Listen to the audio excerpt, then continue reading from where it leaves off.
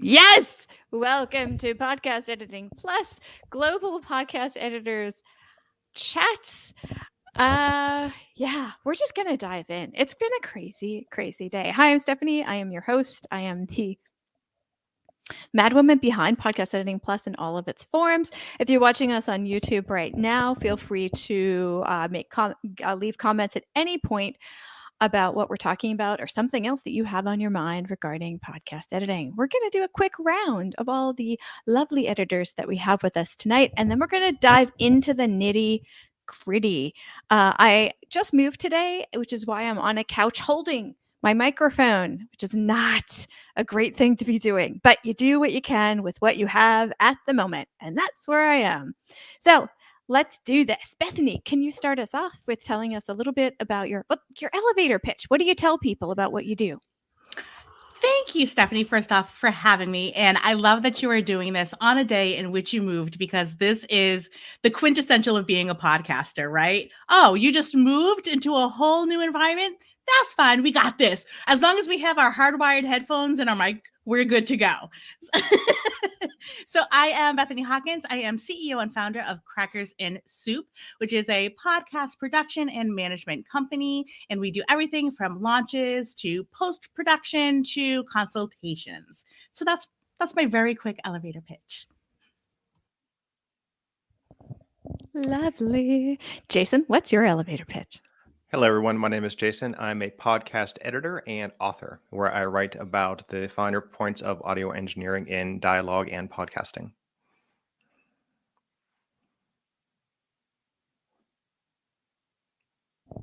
Y'all are super prepared with that elevator pitch.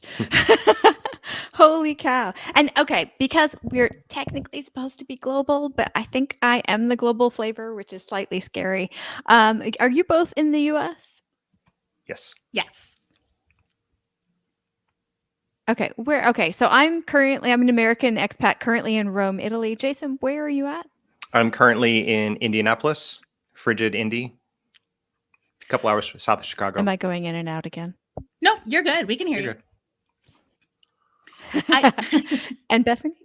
I am from equally frigid Massachusetts, and I'd rather be in Rome, Italy. Like, I'm super jelly. What is it like? What is the temperature like in Rome, Italy right now? Because I'm at that stage where I'm that old that I need to know the temperature of every place of somebody that I'm speaking with.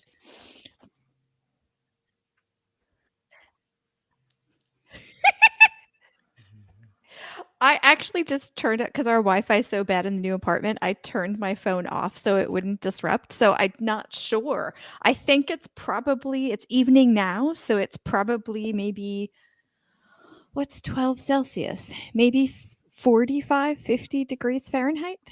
That is a heat wave for Jason and I. Heat wave. It did. I think it got down to 41 last week. Yeah, moving on from weather. So before we, I feel like we need a little bit of context because we all have very different podcast editing lives. And I know it'll come out organically, but I feel like we should describe a little bit of our, not setup, but our business. Like what do you do? Because I think we have slightly different existences. Is that even a plural? Let's pretend like it is.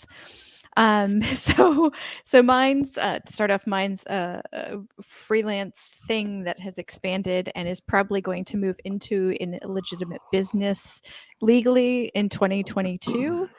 And I'm still a solo operation, but I do have a couple of folks that I work with when I have excess work that I can't handle. But I'm not officially outsourcing very much at this point. Jason, how about your setup? I am totally independent. I think the thing for me is I tend to balance between working for producers and finding my own clients. And there's definitely pros and cons to each. I mean, it's nice to work with producers because they tend to bring steady work for you. They generally have some type of already established workflow. This is very easy to follow. So, from a flow through standpoint, all the shows work the same. The timelines are the same. The deliverables are the same. There's a lot of consistency, so I don't have to worry about a lot of the communication overhead back and forth. And I can just worry about just, getting the best edit and the best sound on the podcast that I can.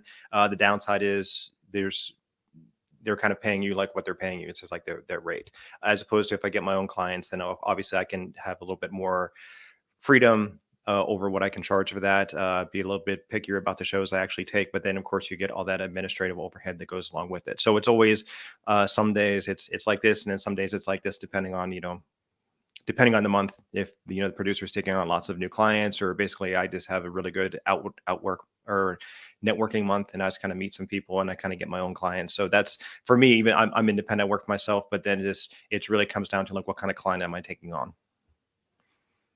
Stephanie, you've prepared like the perfect lineup of businesses and individuals, because we're all so very different. I am an LLC. So Wow. yeah, so my company is an LLC. I have team members, I have an employee, and as Jason was saying, I am like the one who vets all of our clients. We work with people all the way from the very beginning in which they're launching their podcast to post-production, where they're just doing their, either if they have seasons or if they're just continuing their podcast all along. And again, I do consultations. We do not only just the editing portion of it, but we do the whole roundabout back end when it comes to a podcast. We do the show notes, we do the copy, we do the title, we do some of the social media graphics that our clients will then upload and share onto their social media. So this is just such a well-rounded panel. So good for you, Steph. I wish I could tell you it was intentional. No, I opened up the calendar and you all signed up. This is what happens though. Every time we have one of these panels, there's a theme or a balance to it that's different than previous ones. That's just so cool. But I wish I could take credit for it, but it's honestly just the universe happening. Just the universe. It's the universe. It really is. But it is cool how different our setups are. And that's interesting because before we went live, we slash you two were talking, because I was still trying to set up the madness that is my new apartment. And you were talking about your team members and letting go, and I don't know, like, Bethany, can you summarize kind of what was going on there? Because I was coming in and out with the setup and stuff. I don't know if Jason and I can recreate that magic, but we were speaking about onboarding additional people on my team, and Jason actually hiring for the first time an additional contractor to assist him and assist myself in regards to editing, or all of the things that encompass doing our companies or businesses. And the thing that I struggle with is not re-listening to what my editor has done and then editing again, and trusting that I have contracted somebody who has the same ear and has the same vision, because not only do we edit for equalization and noise reduction, but we also edit for content. So going in and making sure, I have ADHD. So if I hear too many likes, if I hear too many I'm completely thrown out of that conversation. Yeah. So when I'm editing, I'm always very cognizant of being a editor who is a listener and giving the listener the most and best experience that I can with my audio, so that they don't fall out of the discussion, because I know that I have a tendency to fall out if there's too many moving factors when it comes to the editing. Do you know what? I want to hop in here because that brings up something that just happened this week. I tried to let go of some of my editing. I'll be totally transparent about this. My husband has been helping me a little bit with dialogue editing, and I noticed that we had very different ears for different things we would take out and not take out. And I said, okay, we're going to reframe this, and we're going to sit down and let's do a whole episode together. And I've never done this before with anyone ever, when I was learning or when I was like helping anybody out. And so we sat down and did a whole hour-long episode together, and we would stop at points, and I'd be like, "Well, what about that part?" Or he'd be like, "Well, I think I'm taking this part out." And so we did it. And you know what? I almost want to build that into my my onboarding with my clients, to do it with my clients. Because So I I feel have, like, like, yeah. I love that. So when I speak with my clients, when we're in the launching process, I tell them, you can always take a pause. You can always snap your fingers, and I will know when I see that spike. I know that you're taking a break and you're starting over, or just verbalize, Bethany, that was a whole mess, starting over. And I have no qualms about that. It's when people flub up their words and they just continue going because they're horrified that, oh my God, it's like, no, take a breath. It's okay. It's okay. But I really think that it's interesting because Jason is from a musical background. So when you're doing your editing, I'm really interested in knowing how your ear interprets editing for podcasting, because you have that very extended decades of auto editing for music. If I think, I can't say for sure, but I think the one thing I take away from working in music for so long as opposed to podcast editing is I think a lot of editors don't really get into content editing, or they don't really think about it, or they're like, oh, I would never cut anything out because, you know, the client may not like it. I think the exact opposite. And I actually edit very heavily, and not so much just like tons of small little edits and every little thing, but as far as if there is any doubt in my mind at all, if something should stay or go, I just cut it and I don't really think about it.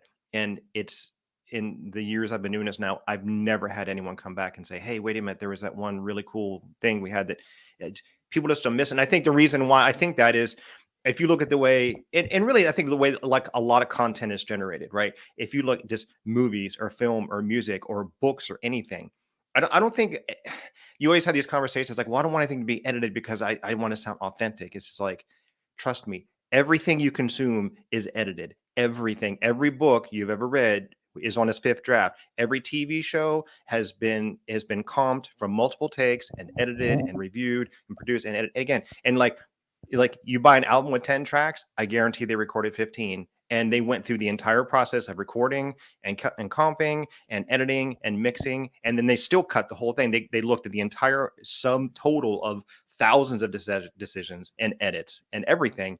And then they just cut the entire thing. And it just didn't even make it. So this is the way I think. It's like, there's just nothing's just precious. It just doesn't matter. And so that's why I think if there's any doubt, whatsoever, I don't ask, I just cut it, and that's it. So I love that so much. It's such a good point. I mean, we did 2 episodes about, who was it? It was Ernest Hemingway. I want to say we started with the book that was edited, and then we backtracked and did like the journal that he wrote, that it was turned into, that it was fictionalized. So we went backwards. We did the fiction one first, and then we went backwards and did an episode just on the journal one. And I hated the raw stuff, which I was really surprised by. I was like, this is so terrible. I like how it was crafted, but I like the edited version better. And it surprised me. And I think that's true about a lot of podcasts, is people are too scared to edit it out. But honestly, during an interview or during any recording and afterwards, people don't remember what they said a lot of times. So they're not going to be like, why didn't you put in that or why didn't you put in that brilliant quote that I told you? Most people don't remember exactly what they've said, and they won't notice. If you make them sound good, that's it. Done. And I believe that authenticity doesn't mean that you can't clean up speech. Flow freeing thought has hiccups, and that's okay. But in order for the information to come across so that it is more reachable and understandable, there has to be that little bit of process of content cleanup. And if you're an authentic person, you're going to show up as you are, like every single Sunday, like all day long. You're just going to be you. That's just who you're going to show up as. So for people to be like, oh, I don't edit because I just want to be authentic. Well, your dog is barking and your dog is authentically needing to go to the bathroom. So can we just stop the audio and take your dog out? Because it's going to be a nightmare for me to edit that out. Mm-hmm. So just being cognizant of when you're interviewing people and all of the surrounding background noises, and saying to your guests ahead of time, you know what? If the trash men come, we can just take a quick break, wait for them to go, and then we can reconvene. There is a power in the pause. And I think that is not talked about enough in podcasting, especially for editors. Agreed. And it's something I think we can tell our clients. See, my thing is, I hate saying everything all up front. I like kind of addressing things as they come. And so the first time that happens, I'm like, hey, next time that happens, you can do this, this, and this. And it makes me so happy when I hear them as I'm editing and I hear them say, oh, hold on a minute, there's this sound. Or can you say that again? And I'm like, yes, it worked. But Jason, I want to backtrack a little bit because you said, and is it called white label? I think I've heard that term recently when you're editing for others. Is that Yes, the term? it's white label. Okay. Sure. Okay. I don't know. Whatever it's called. Well, editing I for haven't others. heard it in context of editors, but it sounds right to me. Okay. So when you're white labeling, if that is a verb, it should be, for other folks, do they mention the level of editing, like content editing or sound editing that they want? Like, how do they tell you what they want when they give you the podcast episodes?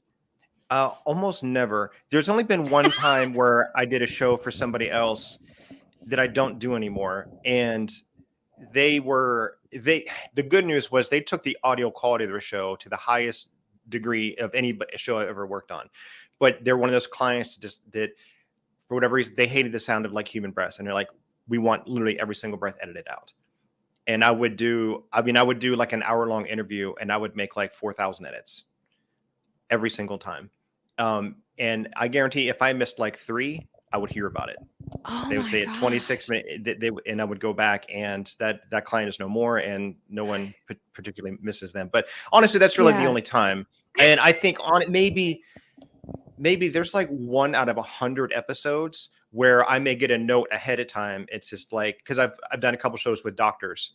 And it's just like, oh, so-and-so mentioned this one particular thing that may be right on the verge of like a HIPAA violation or something. So if you could just cut that one thing, that would be fine. But that's not so much a stylistic thing. That's just, oh, that would have been fine in personal conversation, but probably not the best thing for a podcast.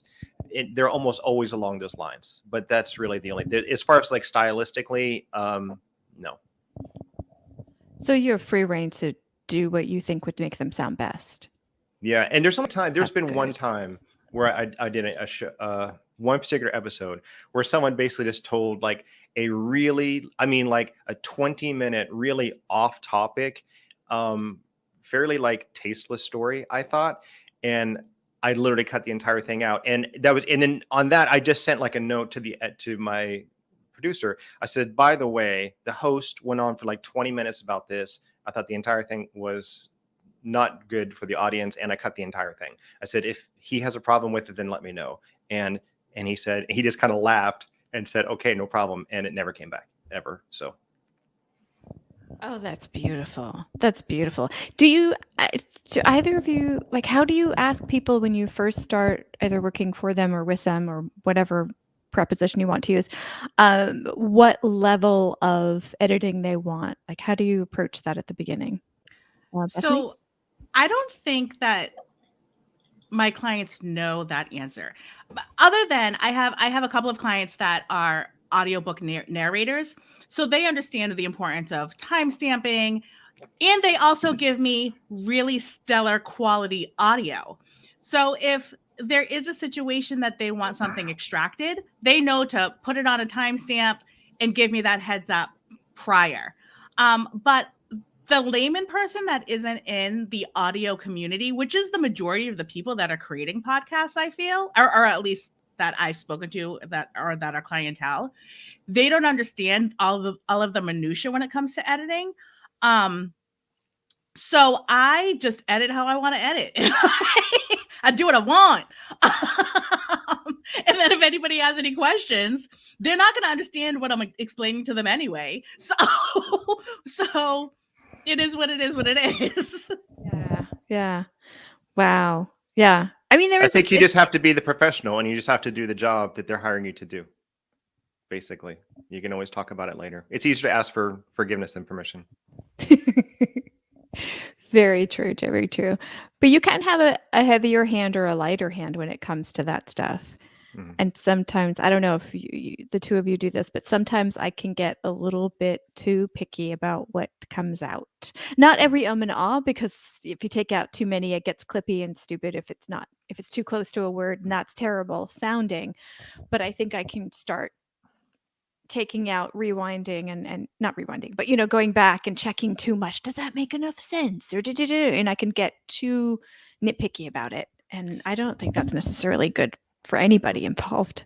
I love that you brought that up, and that is why I cannot Do you use ever do that? a very popular program right now, where words can automatically be taken out with one click. I'm not going to name any names, but I loathe that program because it ends up sounding so choppy. And there are times when a like is needed, when you need that pregnant pause, because the next impact that it's going to hit in that conversation is going to be profound. And if you take like and ums, the conversation doesn't sound natural. This is how people speak, especially if it's a conversational podcast. If it is a podcast where there is an interview and there's voiceovers and you're doing sound design and different type of show assembly, that's something very different. But if it is an interview style podcast and it's based upon that particular conversation, it has to sound natural. And taking all and people breathe. Shocker. People breathe. It's okay. We need to breathe to live. So Yeah, I'm still thinking about all of those breaths you had to take out, Jason. That's Yeah. I'll say one more thing about that question because I Yeah. just onboarded a new client this week. She has an existing show. She's been doing for about a year. And I think depending on what you're doing for a client, kind of it's where you're starting from. So if someone's just like, I'm starting my very first podcast ever, then I'm probably not going to ask that person a lot of questions about how they want their podcast edited. But she has a phenomenal show. She's an absolute expert in her field. She is very articulate, very well spoken. She writes all her skits, and she's just a rock star. As I listened to the show, and I thought this is amazing. So, and I asked her, I says, well, what do you require from your editor? And just basic stuff. And I said, what about like the style or the content of your show? She's like, the only thing sometimes when I'm doing monologues, whatever, I just take a lot of spaces and I usually feel like I sound a little slow. I says, okay, what I will do is I will take some of those pauses and I will speed them up when it's appropriate. I don't mean at a dramatic moment in an interview with someone. I'll leave those pauses there. But if you're just doing your intros, your outros, you're just being thoughtful and methodical about following your script and you don't want to sound too robotic, I'm happy to speed that stuff up for you. And that's about the only conversation we had. It lasted about as long as it took me to tell the story. And we've just gone from there. So again, if someone's just starting off, then I'm just going to make a lot of decisions for you. And then as you kind of grow and get better, then we can always talk about it. But it just depends on where you're starting. That's incredibly true. And to be fair, I don't do launches. I know my limits, and starting from the very beginning is not. It's like when I used to teach, I did not teach little children. I love them. They're so cute from across the room, but I'm not good when they're right in front of me and I'm supposed to be the patient one. And it's the same thing I'm not meaning to compare new podcasters with babies, but it's a very different scenario. I just know what I'm not good at, and I'm not good at everything when someone's just starting. So I do prefer to have someone who edited or had somebody edit before and then needs an editor after, so they have a little bit of a taste of what goes into having an editor. But I'm curious about the tech. I'm seeing a lot more Instagram videos of podcast editors, and I'm sorry if you hear annoyance in my voice, but I think there's a little too much emphasis on the technology that we use to podcast edit. And I'm seeing a lot of flashy, look at my amazing studio videos on Instagram, like going, hire me because I have so much tech. And I don't know. I don't know. What do you think we need? What do you think we really, truly need to be decent podcast editors? can I answer that? Yeah. I think we need to train our clients on preparing themselves and their guests to record. because you can have the most amazing Pro Tools. You can be an artist with it. But if they're giving you crappy audio, you can't polish a turd. Like, you can't make a turd golden. So if they're starting off with really clean, great audio, we can just make it better and enhance it.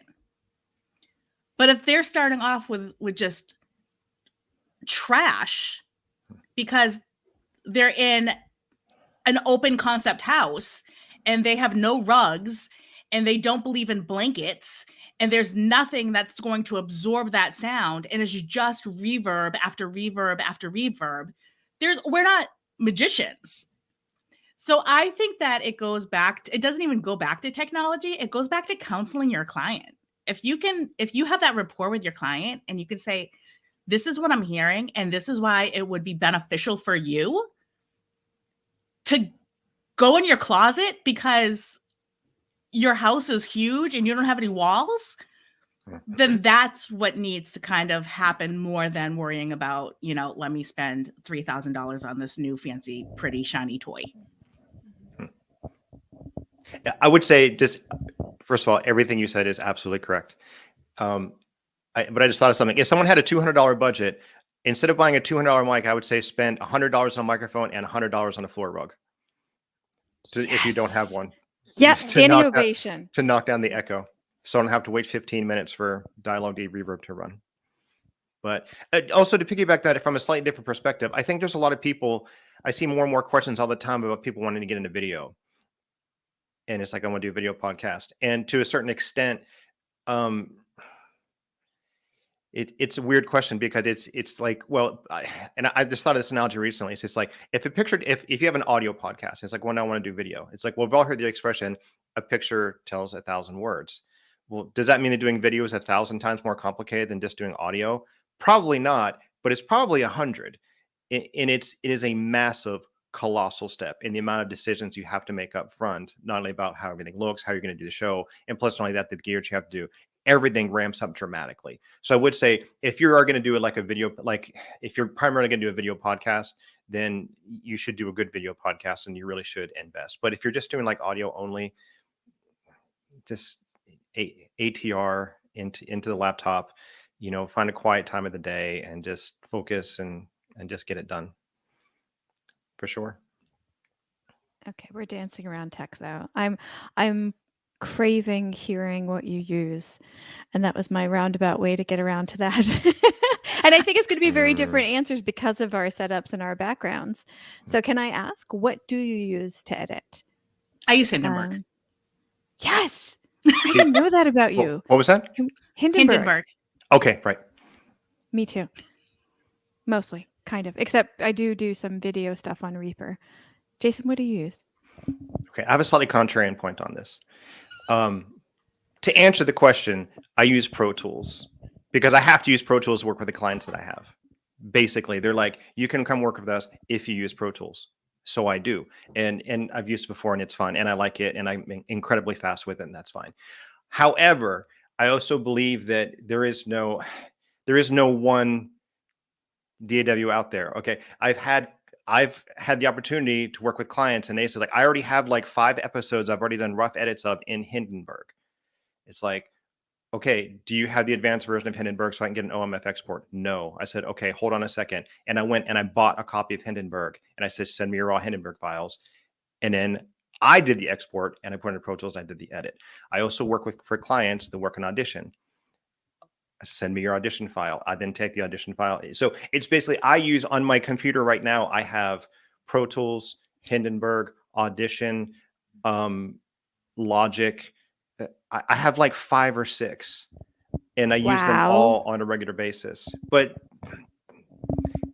because it helps me and it helps my clients. So I don't, but that's just me. I know a lot of people are like, oh, which DAW should I use? And my main answer to that question is just like, this is going to sound like a joke, but it's really true. It's just like, probably the one that you think is pretty because you're going to be spending a lot of time looking. It's like the one that you should use is the one that you understand.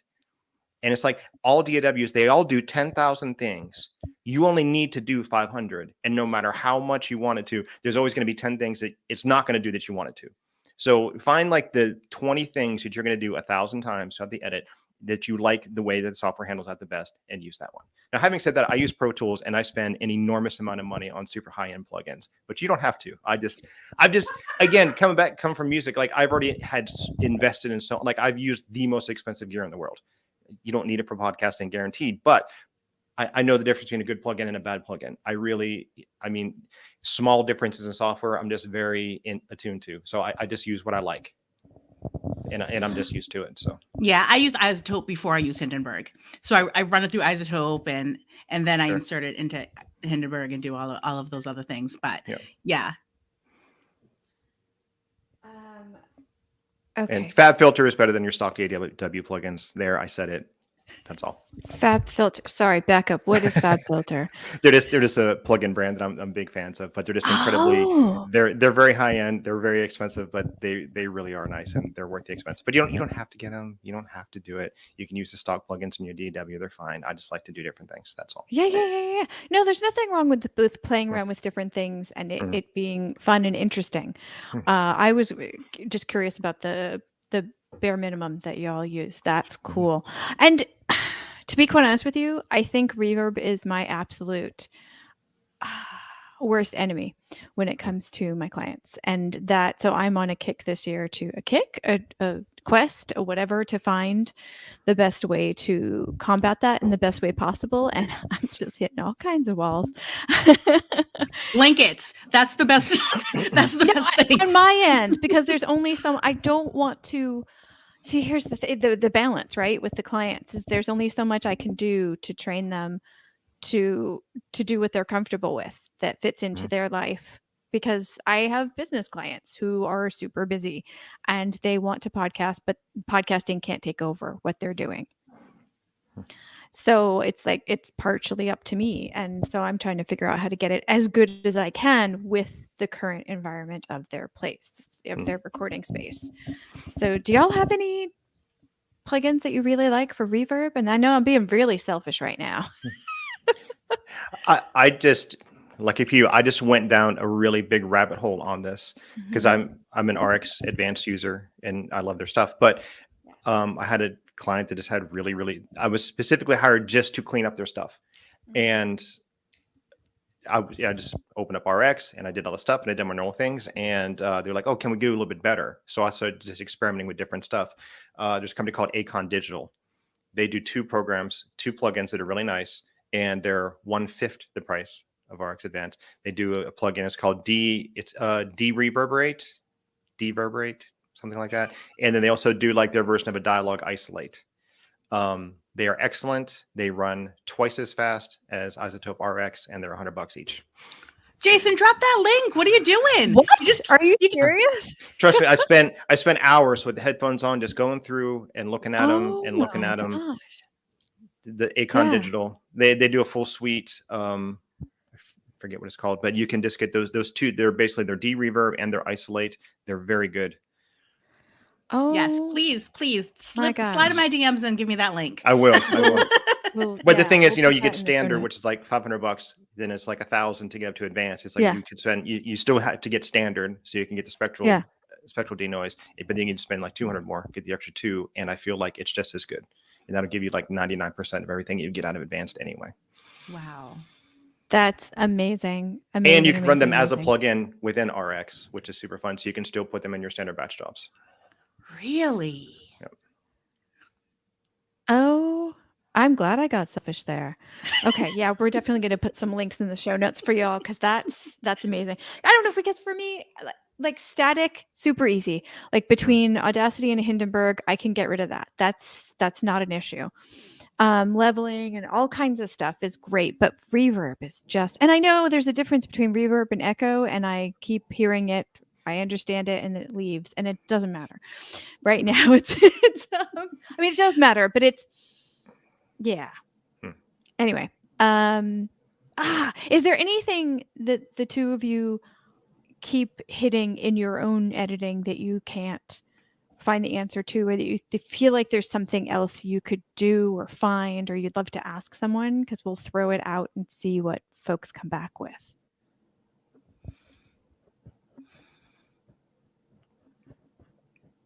Not really, but I think that it's important. I like that you brought up leveling, because I think that that's so important, because I don't think people take into consideration what the ear can handle, and really making sure that the LUFs are correct and accurate. So for an mono track, it should be 16, where if it is a track with numerous voices, it should be 19 and no more.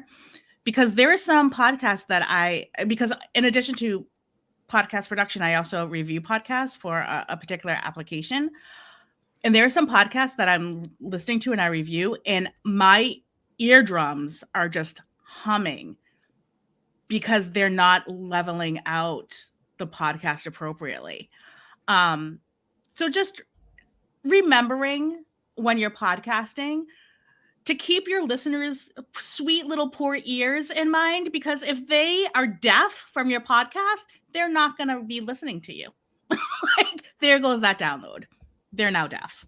They can't hear you anymore. Jason?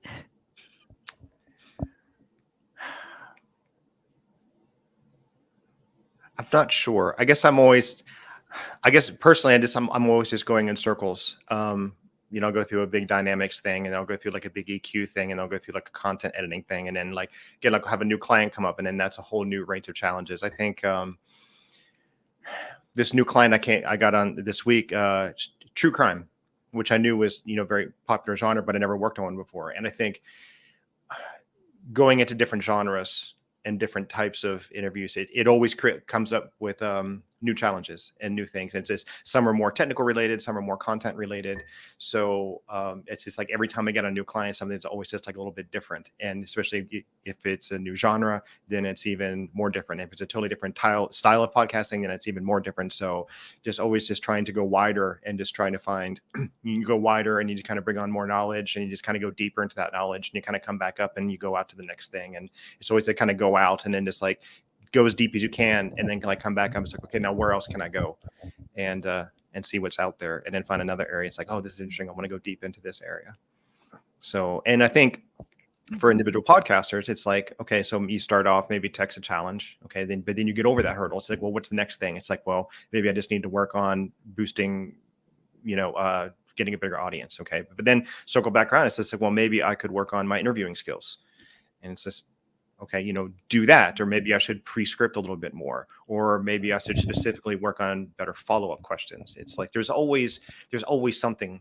And you can look within podcasting, but like think about like the interview. It's like, well, you can go outside of podcasting, look at newscasters, look at like, the greatest interviewers of all time. Like go watch like Larry King, see how he does an interview or something like that. Don't just stay within podcasting. You can go outside, there's so many people that came from broadcast. So there's this, I don't know. There's tons of stuff out there. I love that. Yeah. Oh yeah. Yeah. And Carrie Caulfield, Eric of Justbusters and Yaya Podcasting, she wrote something this week on Medium about cold opens and how too many people are just kind of following what they hear instead of creating their own stuff. And I'm probably butchering the summary, because summarizing is not my thing. But part of that is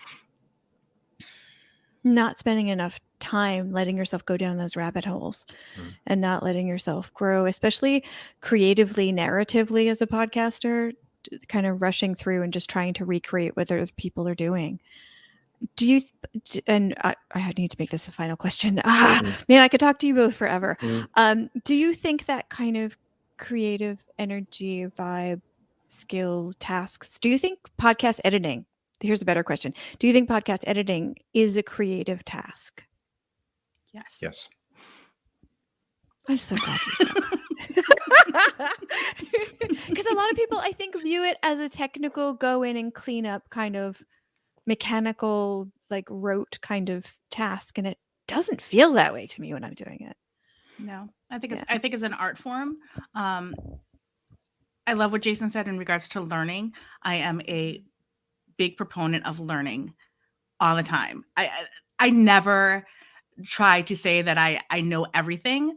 I'm always learning from other people. I never say that I'm like the best editor.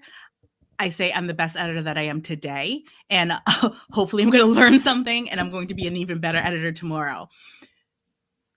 As far as interviewer, same thing.